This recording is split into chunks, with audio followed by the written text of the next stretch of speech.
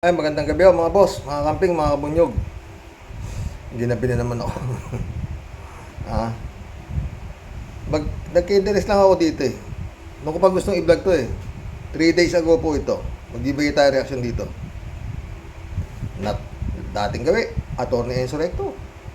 Pamagat, nadadamay daw si Sara sa baho ni Marcos Jr. Pakinggan natin si Atty. Enzo kung bakit nadadamay si Sara sa baho ni Marcos Jr. daw. Ang topic natin ngayon mga kabunyog, ang topic natin ngayon itong si dating Congressman Jing Paras, yan nakikita nyo sa picture. Dating congressman po yan ng Negros Oriental. Diehard Duterte supporter yan. Tapos nung panahon ni Digong, siya ang advisor on political affairs. Okay, ito pong si Jing Paras, mga kabunyog, ang sabi niya, dapat kumalas na si Sara kay Marcos Jr. Kasi ang tingin ni Jing Paras,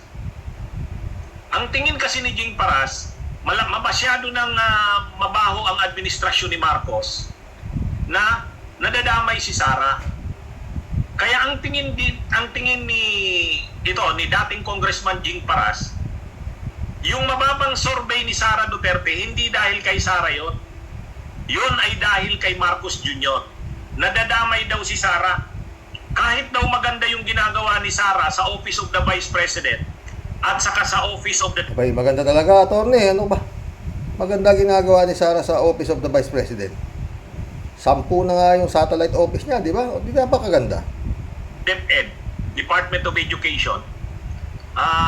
Hindi raw magmamatter kasi ang administrasyong Marcos Jr. ngayon ay sirang-sira sa tao.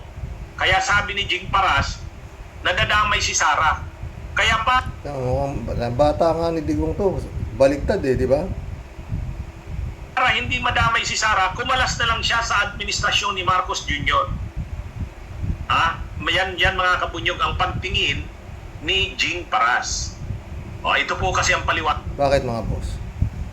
Kabawasan ba si Sara sa administrasyon ni Bongbong Marcos?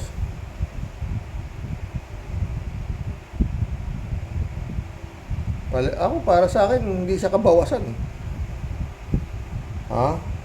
At hindi rin siya karagdagan. Tuloy natin. Paliwanag niya. Tuloy natin. Yung una mong statement na bumaba yung kanilang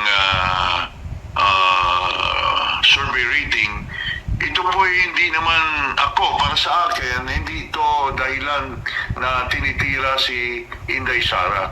Ang dahilan naman talaga nito ay yung kabulastugan ng may mga... Ayun, kabulastugan daw. Naputol kasi doon. Pero ang tinutukoy niya, ang dahilan daw ng paghina ni Sara, yung kabulastugan ng administrasyon ni Marcos Jr. So may ganyang pagtingin mga kabunyog. Yan, mga diehard Duterte supporters itong grupo nila Paras. Naniniwala ako sa iyo, Tony. Talagang sobrang diehard yan.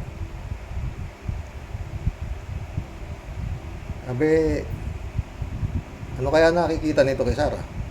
Ang pagtingin nila, anong tawag ba dyan? Liability na si Marcos. Yan yung term. Kumbaga, Baliktad Hindi kaya si Sara liability. Jing Paras. Tuloy. Negative na. Parang ang tingin ni Paras, parang Gloria Arroyo. Mabaho na si Gloria Arroyo, parang kiss of death kapag ma-associate ka kay Gloria Arroyo. Ganun ang Lupit ni Atty. Enzo, no? ang tingin ni Paras.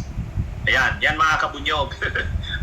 Nagkakagulo na sila, Pero ayaw tanggapin ni Paras na ang dahilan ng paghina sa survey ni Sara ay dahil sa masyado siyang na-expose yung kasakiman niya sa pundo ng bayan.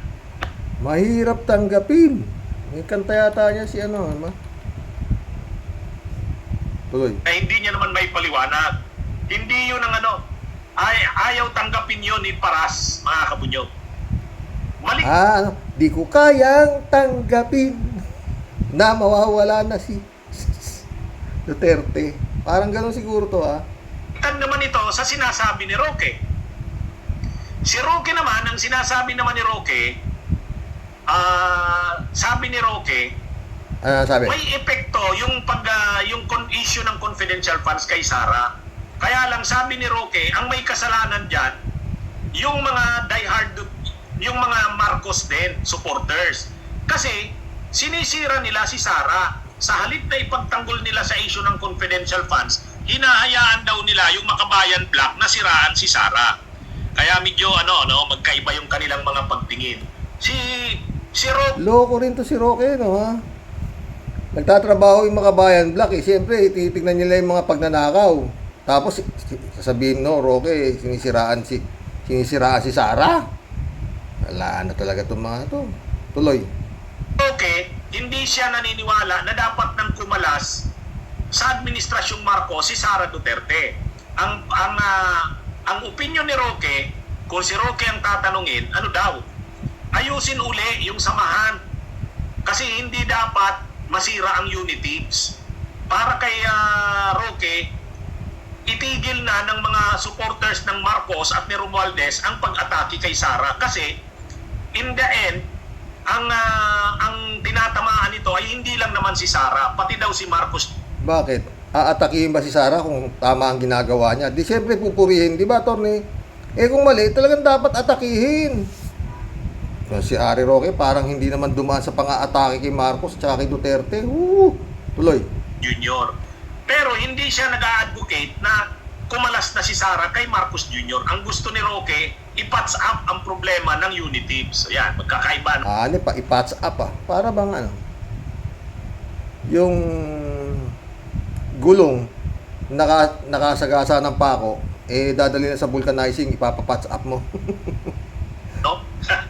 Kung ano-ano ng kanilang mga naiisip eh. Kasi talagang na si Sara namumroblema sila kay Sara. Anyway, ito, pakinggan nyo ito mga kabutya. Tsaka problemado na talaga yung mga yan, attorney. ICC is coming to town. You better watch out. You better not cry. Pangaputol kay Inday Sara. Unang-una, talaga naman pong nagbigay si Inday Sara noong huling eleksyon at talagang pinili na lang niya na suportahan si PBBM bilang isang presidente. Pangalawa, dahil mas mataas ang Nagbigay na lang daw si Sara bilang kay Marcos. Pinili na lang niya suportahan si Marcos kaysa kalabanin. Parang ganun no? Sa katunayan mas malaki pa ang boto ni Sara kaysa kay Marcos. Ang galing kagad si Harry Roque.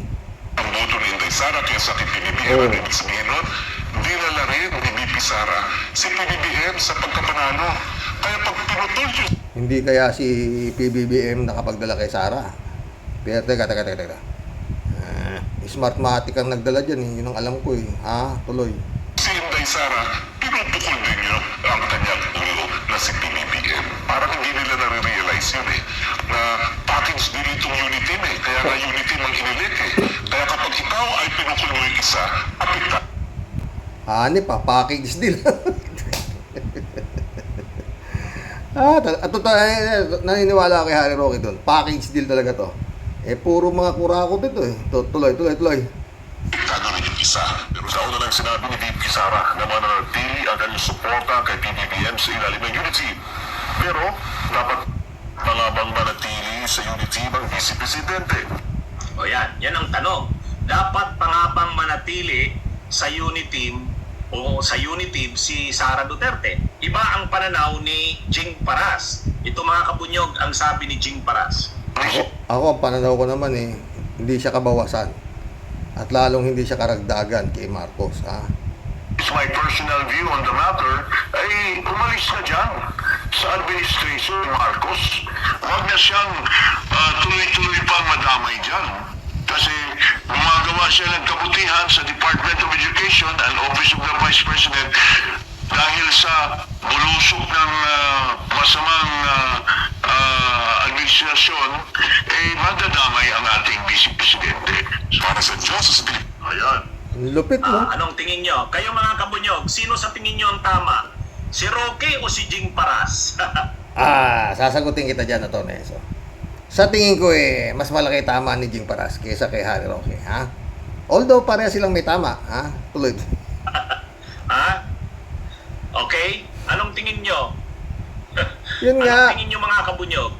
Pareho yan Duterte supporters. Oo. Si Roque at saka si Jing Paras, mga DDS yan. Ang pinag-uusapan dito, yung tungkol kay Sara.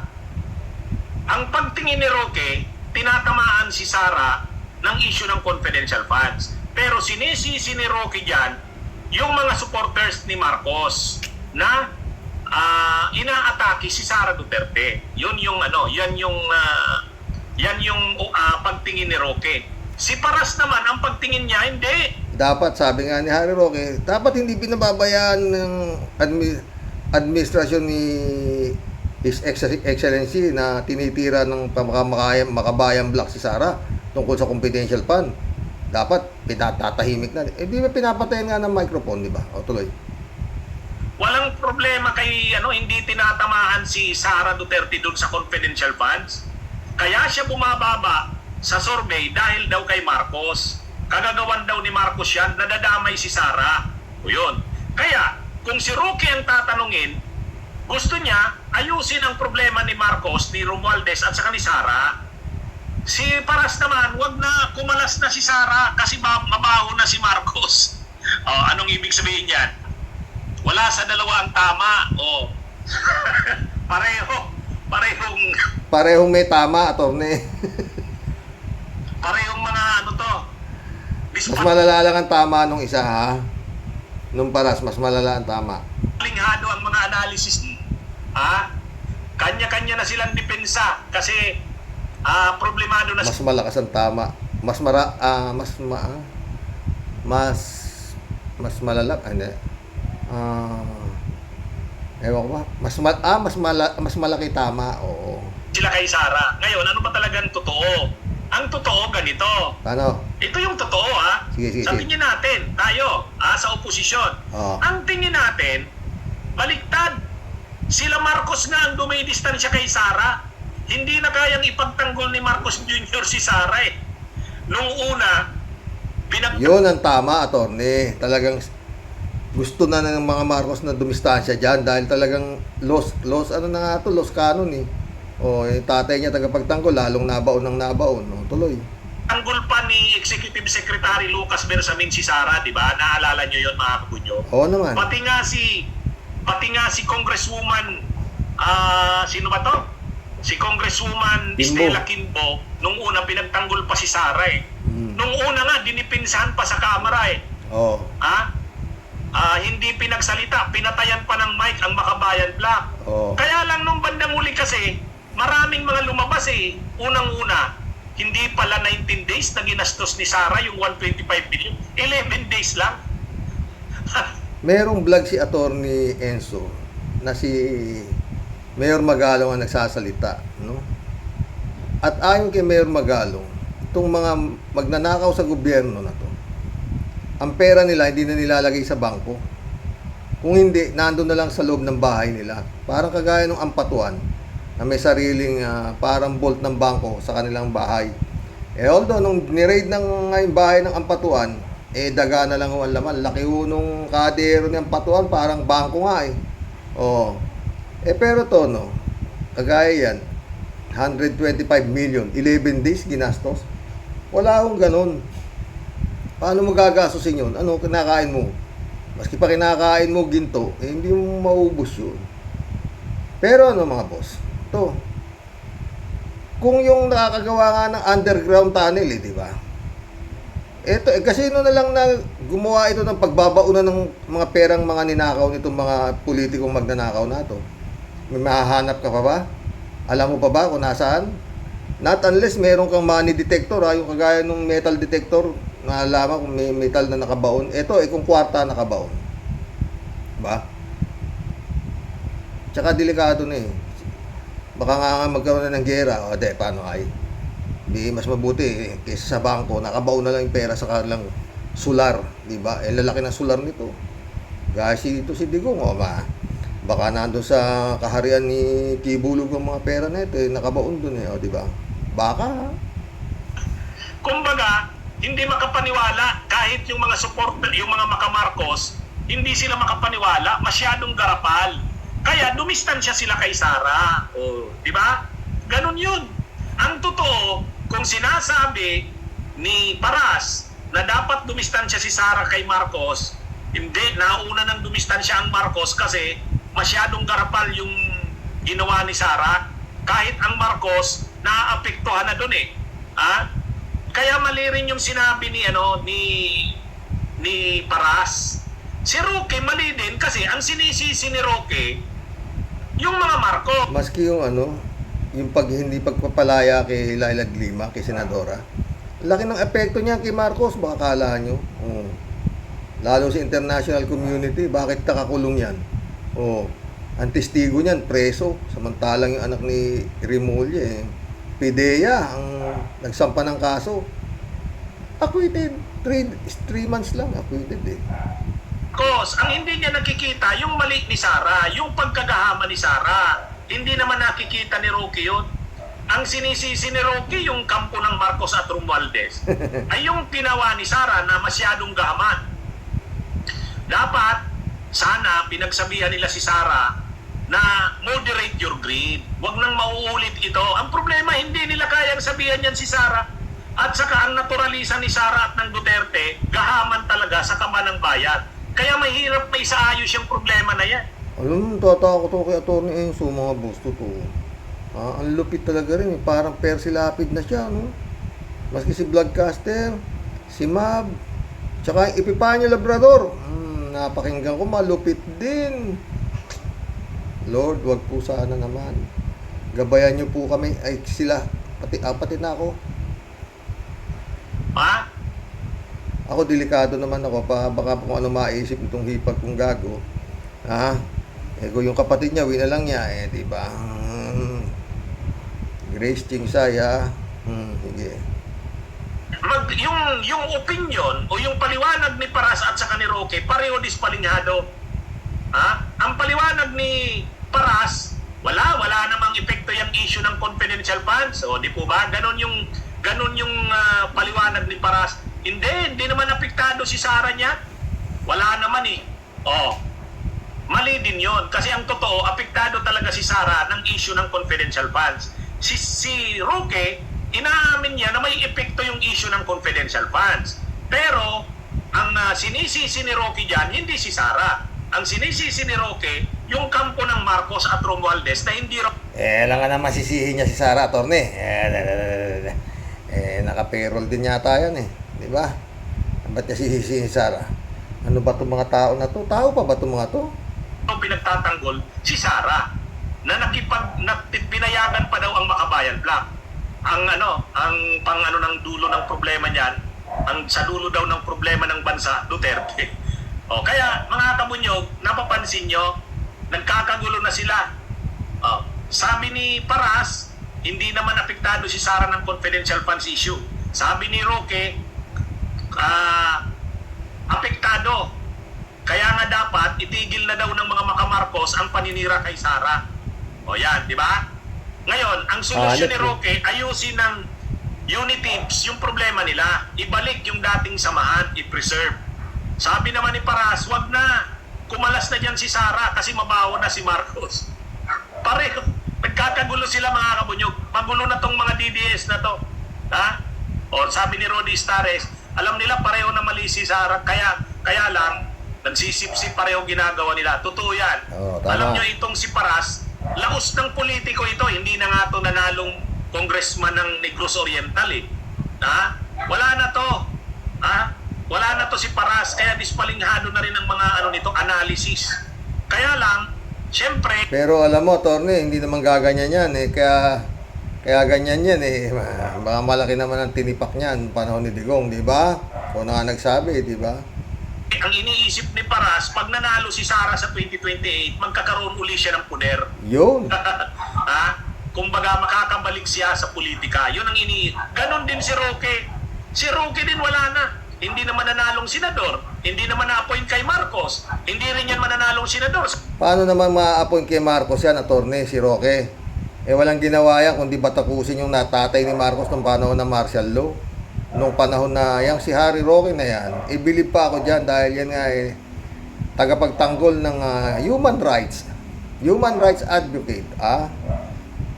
Nung pagdating kay, maski si Duterte, tinitira na ito noon di ba, mamamatay tao, sabi niya kay Duterte, pero nung binigyan siya ng pwesto sa Malacanang, mabait si Duterte, Pangulong Digong. Parang sinabi pa ni itong Harry Roque na ito na mahal kita, Pangulong Marcos, parang nabanggit din sa vlog ni Atty. Enzo yun, mahal kita, Pangulong Marcos, sabi niya. Kaya sinabi ko, kung God moves in a very mysterious way, and so is the money, and so is money, Sa 2028, ang pag-aasa niya na lang, pag nanalo si Sara, nagpapaka sobrang sip-sip si Roque ngayon.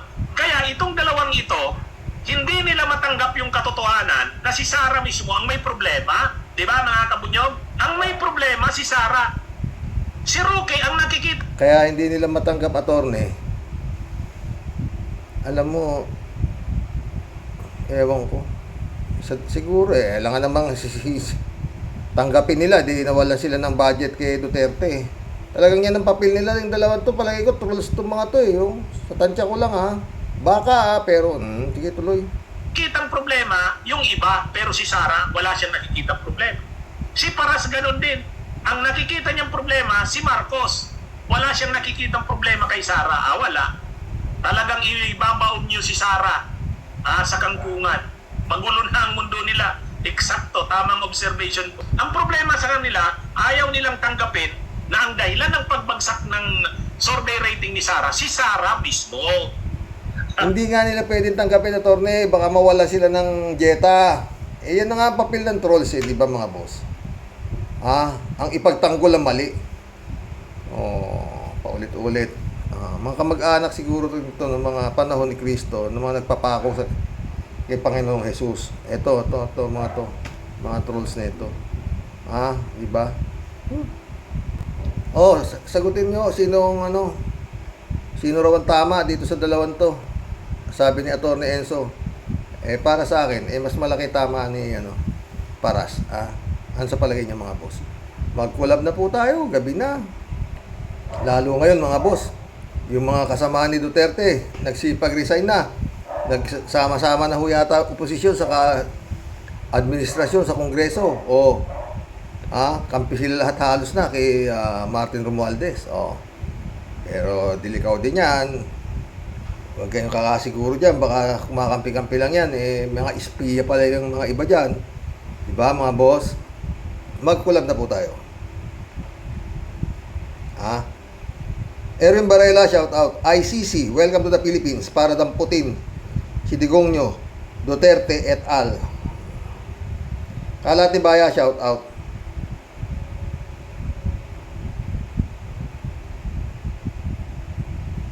Good evening, Karoke. Tuloy lang ang laban, Karoke. Huwag kang susuko. Hindi dito na tayo. Kalat ni. Be well, Mama Bear. Okay pa si Mama. Okay lang si Mama Bear. Pina-check up ko na naman nga.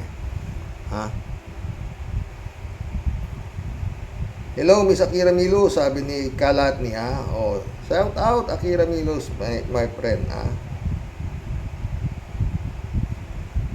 Kalatni Bayo ulit. Sana magaling na ang mga inuubo. God bless you. Magaling na. Si 3JC Hope, magaling na, Kalatni.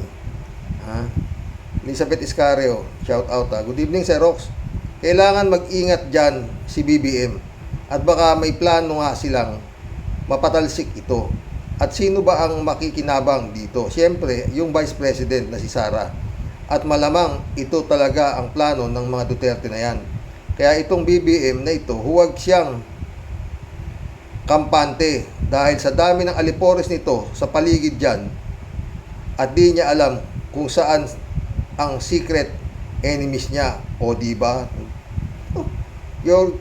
Parehas tayo ng iniisip. Elizabeth Iscari, Ferdinand San Juan, shout out. Good evening po, Karox. Karox, sa aking pananaw na tungkol sa issue ng kudeta laban kay BBM ay hindi po magtatagumpay. Hindi po magtatagumpay yan. Nasa panig ni PBBM ang Estados Unidos at hindi papayagan yan na mangyari ng Amerika. Pwede. Kasi po, kung mangyayari yan, pagpapatalsik kay PBBM ay si Sara ang papalit. Maka-China sila. Maka-China sila Sara. Kaya hindi po mangyayari ang hindi papayag ang Amerika. Maliban na lamang po kung ang taong bayan ay makikiisa sa kudeta laban kay PBBM at ito ay makikita sa buong mundo. Dapat milyon ang bilang ng taong bayan. Pero kung pakikilusin ang militar at susumpatan para sa sariling kagustuhan at ambisyon, hindi po magtatagumpay ang kudeta. Nasa taong bayan pa rin po ang desisyon. God bless po. Alam mo, Ferdinand San Juan, ha? Sana. Pero sa dami ng kwarta, Digong, baka yung taong bayan na sinasabi mo, wag naman sana, ha? Wag naman sana. Ha? Pero manood tayo. Sabi ko, marami-raming popcorn na kailangan dito sa kudita-kuditang plano na to, ha? Kasi sabi nga ni Browner, di ba? May mga nakipag-usap na daw sa kanya ng mga dating opisyal.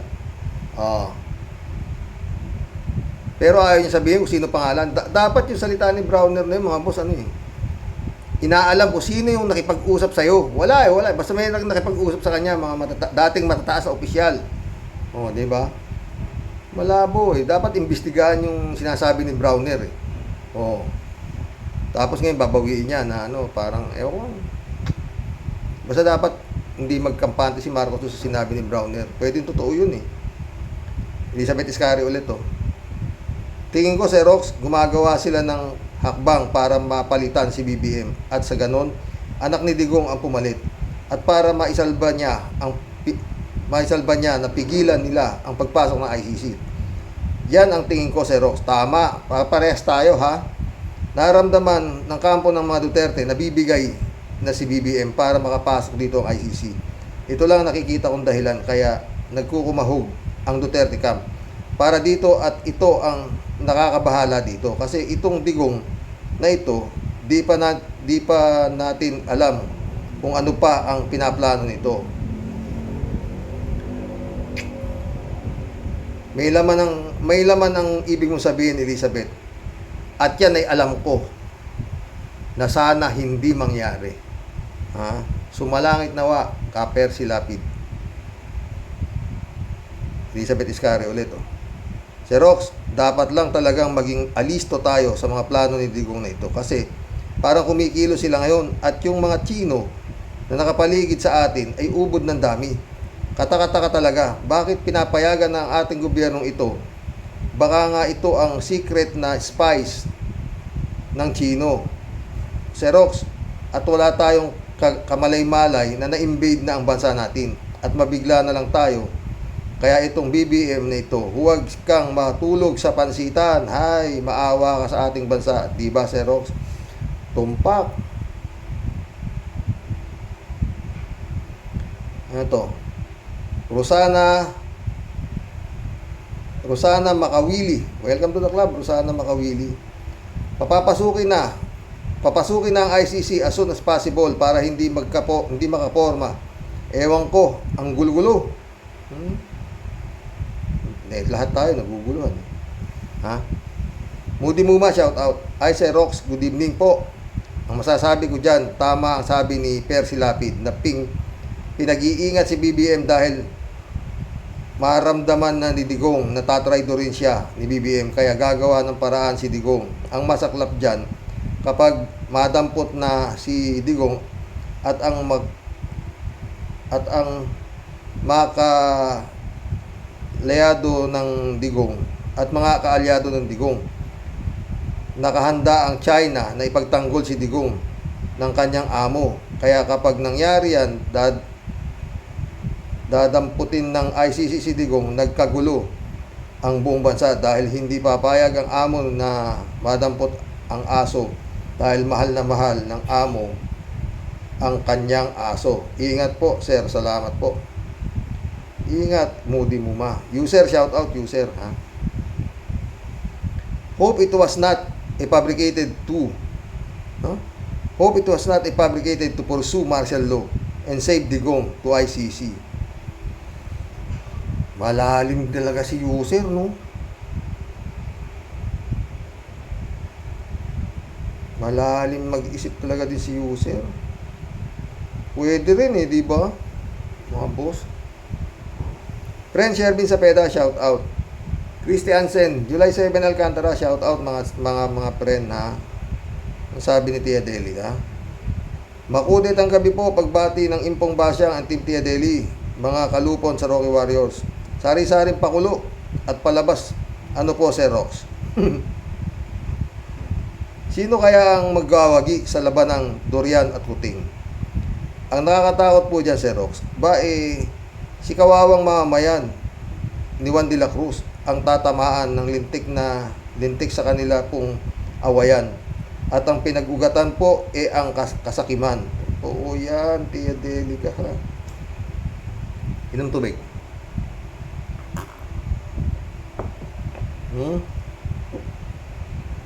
Ano tayo?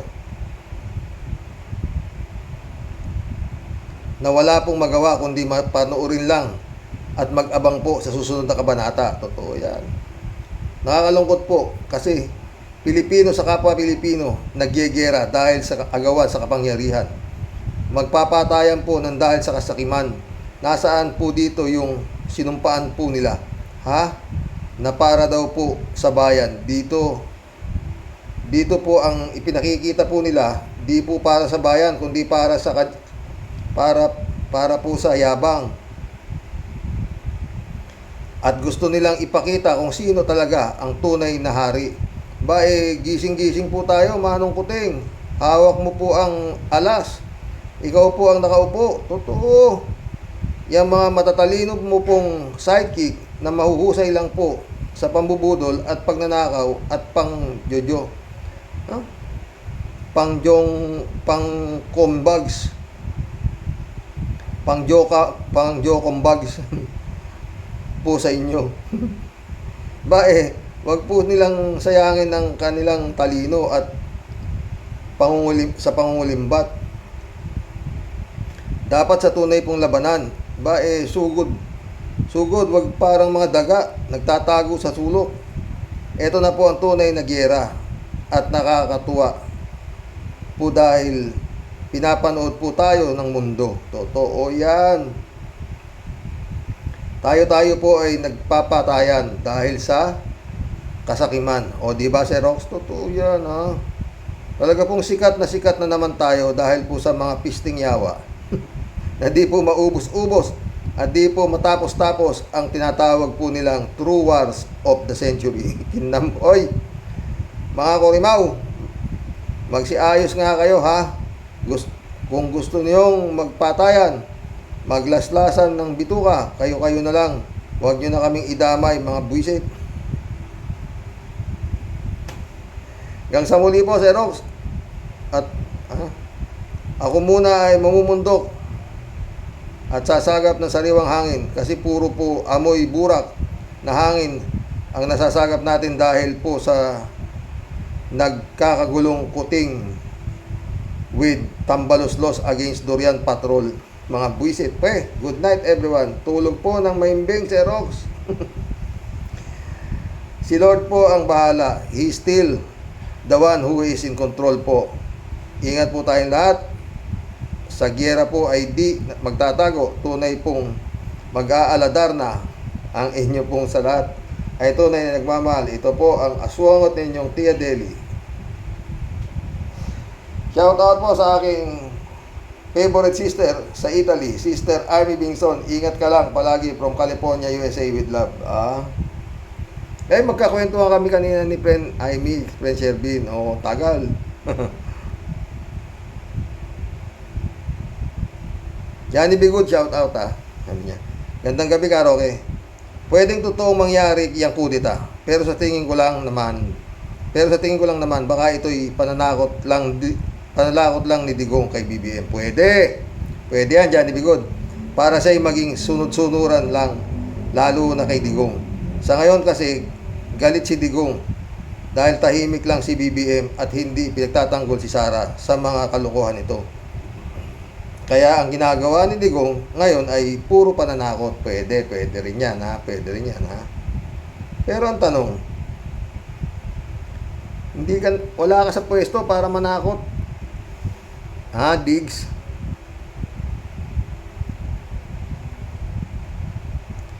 Librado Ludovico, shout out. Blessed morning po, karaoke, and to all Rocky Warriors watching from Edmonton, Alberta, Canada. God bless po, stay safe and healthy.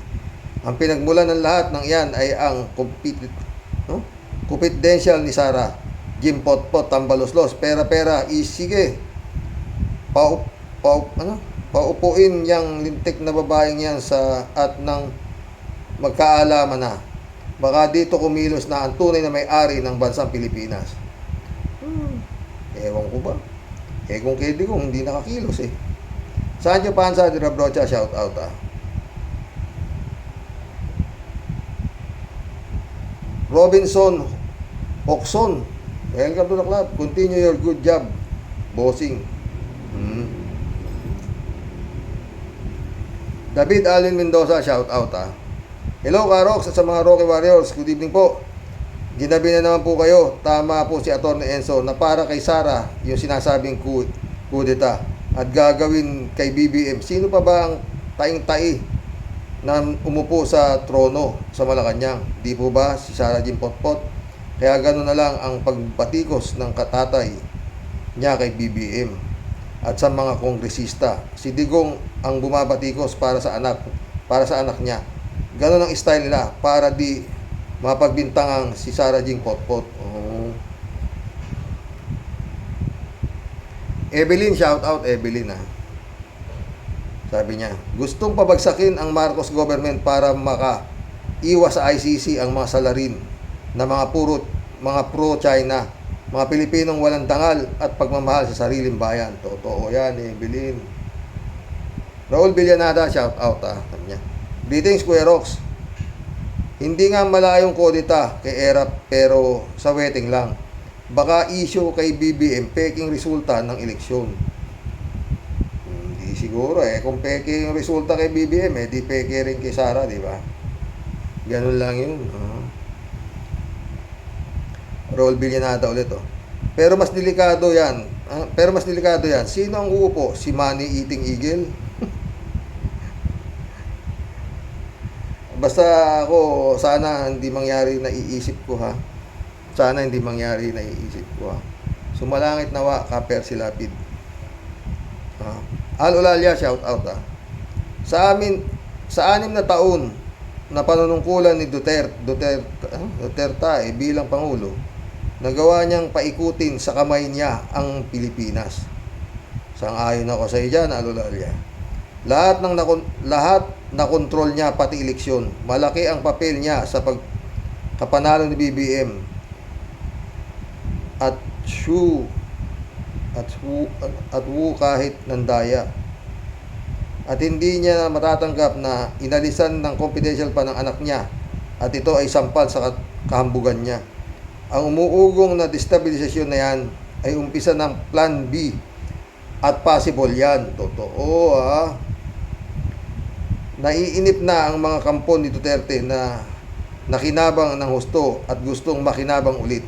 Mapagpalang araw sa Rox at Warriors. Ingat ng doble sa Rox. God bless sa ating lahat. God bless, Al Olalia.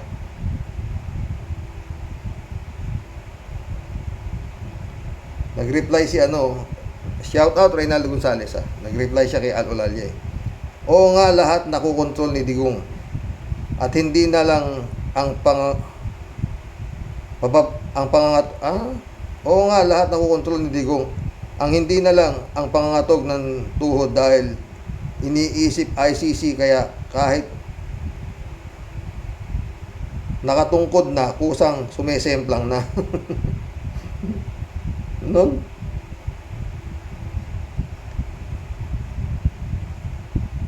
Michael Santos, welcome to the club. Ha? Yan ang salot ng Pilipinas na demonyo. Galing.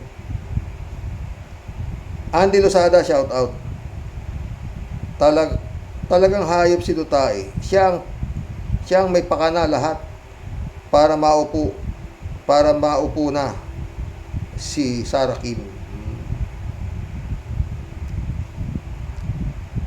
Arlene Gonzalez, shout out niya. Ay, Brother Elias Isyo, shout out. Niya. Sabi ni Arlene, si Digong nga mula nang siya ay mayor ng Davao hanggang presidente, di na pa-audit. Ngayon gusto niyang ipa-audit ang Kamara. Totoo yan. Sumagot ulit si Reynaldo Gonzalez. Yes, Arlene, paano nga papa-audit do tayo ang daming nakupit? Kaya di ma-audit kasi inuunahan ng panggigipit. Kaya itong COA ang naiipit. Pag siya naman ang hinahanapan, audit nasusupit.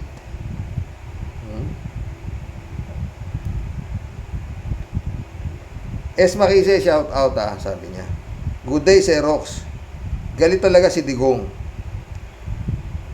And ang galit niya ay pagkapikon niya sa malaking weapon para siya ay lumubog sa kinalalagyan niya. Masakit ang buwelta sa kanya ng mga kaalyado niya. Nung nakaraan linggo, bumitaw na sa partido niya PDP Laban, Secretary General niya na si Melvin Matibag. At ngayon naman ay ang National Treasurer naman nila ang nag-resign. Bilang member ng partido nila, para kasing may sili ang bibig ni Digong kung ano-ano na lang ang masabi, kaya masabi niya sa Kongreso. Hay nako, sinking na siya. Totoo yan. Makise. Si Digong kumbaga sa nalulunod, palag na lang ng palag wala na yun. Burido na nga, diba? Aris, shout out Aris, sabi niya. Isa-isa na daw na iniiwasan si Digong ng kanyang mga miyembro ng PDP Laban. Sino naman hindi iiwas? Di ba? Maliban na kung kagaya ka ni Harry Roque, Panelo, talaga mga urigyan. Ayan pa, isa. Yan, si Paras.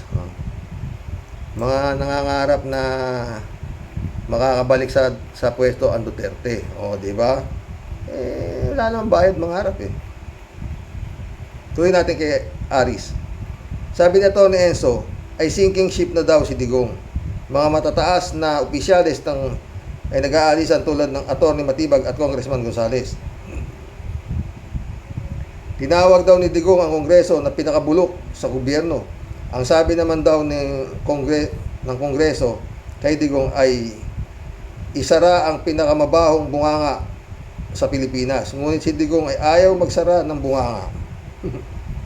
Kaya naman, ang dalawa ay magpapalitan ng Christmas gift sa Pasko. Bibigyan ni Digong ang Kongreso ng deodorant para bumango, at bibigyan naman ng Kongreso si Digong ng Listerine para sa bunganga. Pagkatapos, sabay silang kakanta ng Silent Night visit.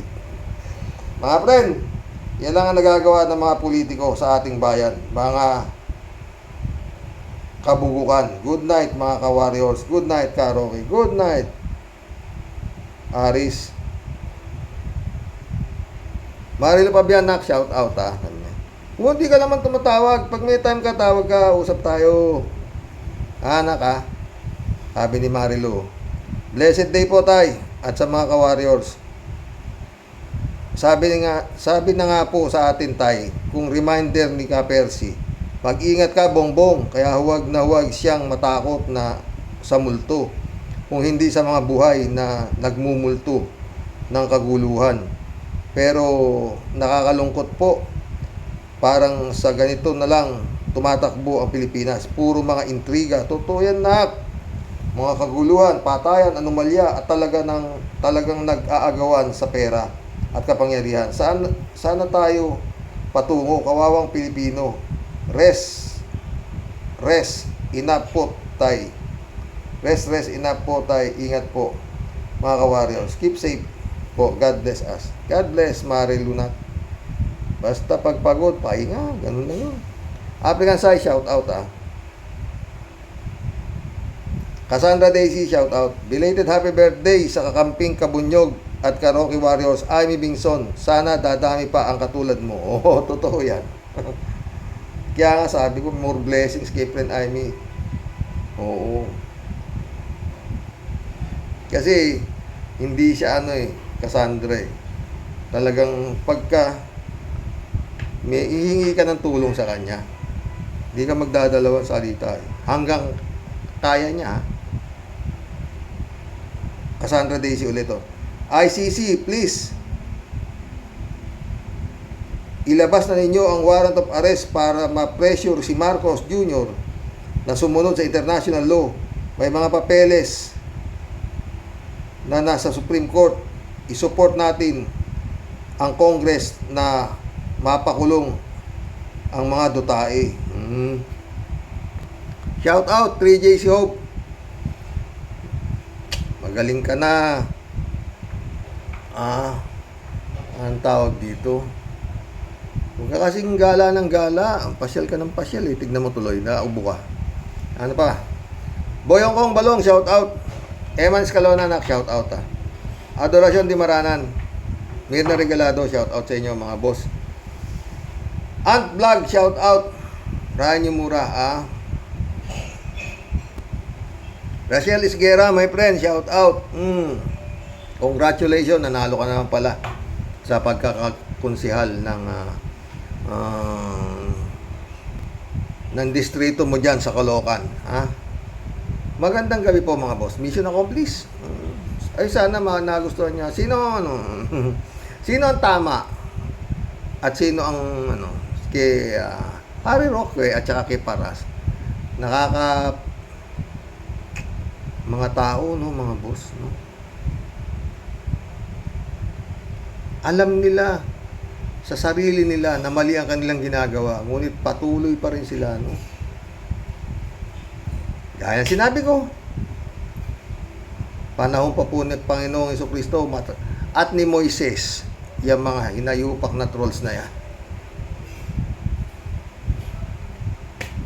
At paulit-ulit, ito po, nandito po sa lupa ang impyerno. Andito rin ang paraiso. Ayun ang langit. Magandang gabi po. Jun Lagon, my friend, shout out. God bless.